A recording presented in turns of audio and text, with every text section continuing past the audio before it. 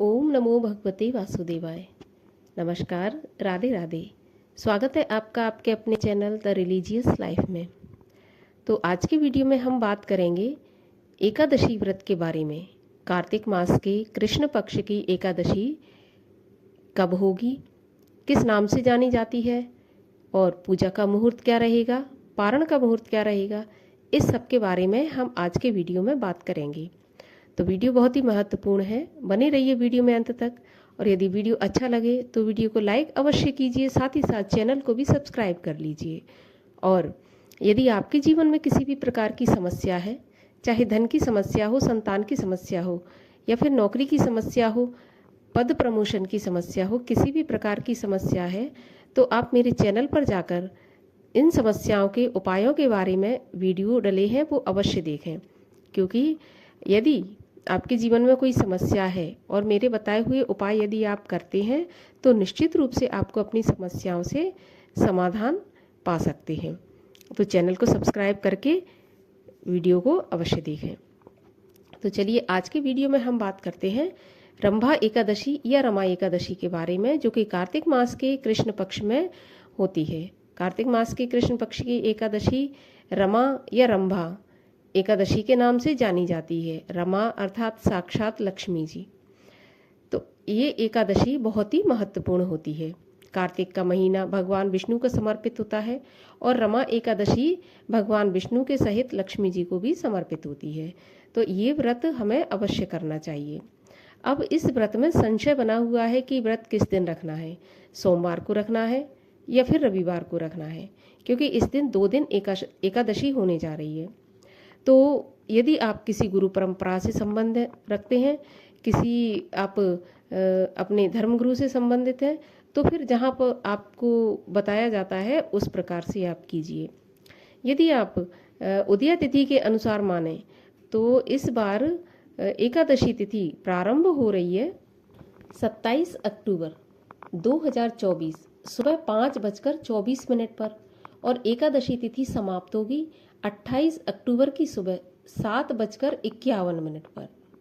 अब यदि बात करें उदया तिथि की, तो देखिए उदया तिथि के अनुसार तो 27 तारीख को भी उदया में एकादशी प्राप्त हो रही है और सारा दिन हमें एकादशी प्राप्त होगी, और 28 तारीख को भी हमें उदया में एकादशी प्राप्त हो रही है। तो फिर व्रत हमें किस दिन का रखना है?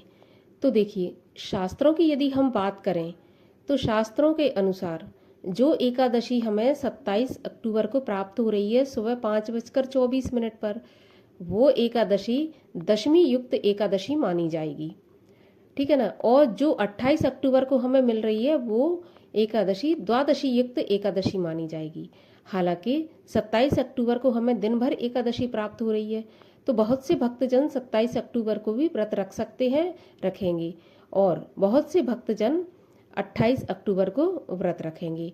लेकिन यदि शास्त्रों की बात की जाए तो शास्त्रों में ये स्पष्ट रूप से लिखा है कि जो दशमी युक्त एकादशी होती है उसका व्रत हमें कभी नहीं रखना चाहिए। जब भी 2 एकादशी पड़े तो हमें दूसरे दिन वाली एकादशी ही रखनी चाहिए, भले ही वो थोड़ी ही देर के लिए क्यों ना हो। तो रमा एकादशी का व्रत जो है 28 अक्टूबर 2024 सोमवार को ही रखा जाएगा, क्योंकि शास्त्रों की यदि हम माने तो द्वादशी युक्त जो एकादशी होती है वो शुभ फलदायी होती है, और उसी व्रत को चाहे वो वैष्णव जन हो या ग्रस्त जन हो, उसी व्रत को करना चाहिए। ये बात कही जाती है कि ग्रस्त जन पहली एकादशी का व्रत रख सकते हैं, लेकिन ऐसा नहीं है, क्योंकि अशुद्ध एकादशी मानी जाती है जो एकादशी दशमी से युक्त होती है। तो शास्त्रों की यदि बात माने तो एकादशी का व्रत सोमवार 28 तारीख को ही रखा जाएगा, और उसी दिन सभी वैष्णव जन और सभी ग्रस्त जन व्रत रखेंगे, क्योंकि 28 अक्टूबर को ही हमें शुद्ध एवं शास्त्रोक्त एकादशी प्राप्त हो रही है। अब द्वादशी तिथि का आरंभ होगा 28 अक्टूबर की सुबह 7:51 पर और समाप्त होगी 29 अक्टूबर की सुबह 10:32 पर। तो हमें जो भक्तजन 28 अक्टूबर को व्रत रखेंगे वो व्रत का पारण कब करेंगे? तो देखिए व्रत के पारण का शुभ मुहूर्त रहेगा 29 अक्टूबर सुबह 6:32 से 8:44 तक। इस मुहूर्त में ही आपको पारण कर लेना है। इससे पहले 27 अक्टूबर को आपको दशमी के नियमों का पालन करना होगा। शुद्ध एवं सात्विक भोजन करना है। सूर्यास्त के बाद आपको भोजन नहीं करना है। दशमी के दिन रात को ब्रह्मचर्य का पालन करना है। सुबह एकादशी के दिन आप सुबह उठें ब्रह्म मुहूर्त में। उठने के बाद व्रत का संकल्प लें। भगवान श्री हरि विष्णु के सामने बैठकर आपको पूजन करना है, अर्चन करना है। पीले फूल आपको अर्पित करना है और माता लक्ष्मी को लाल गुड़हल का फूल अर्पित करना है। इसके बाद आपको एकादशी की कथा सुननी है। कथा सुनने के बाद आरती करना है। इसके बाद आपको सारा दिन हो सके तो निराहार व्रत रखना है। यदि सामर्थ्य नहीं है निराहार रहने की तो फलाहार से व्रत रख सकते हैं। इसके बाद रात्रि जागरण करना है। कार्तिक का महीना चल रहा है तो तुलसी में दीपदान अवश्य करना है। और भगवान श्री हरि विष्णु को बिना तुलसी के भोग नहीं लगाया जाता, तो तुलसी दल आप प्रसाद में अवश्य रखें। इसके अलावा रात्रि जागरण हो सके तो करना चाहिए।